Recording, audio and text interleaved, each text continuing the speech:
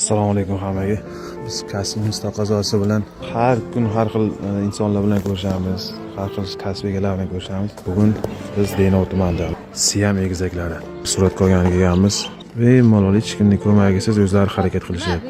Sen yaratgan olamu inson go'zal, sen yuborgan Mustafa Qur'on go'zal, sen buyurgan har amal iymon go'zal, ruhlari ichra sunganing vijdon go'zal, bu go'zalliklar jamolingdan sening. Har ishing, har so'zu ahkoming buyuk, hem jazoing hamda inoming buyuk, qilganing insonga ikroming buyuk, jannatingdek dini isloming buyuk, bu buyukliklar jalolingdan sening.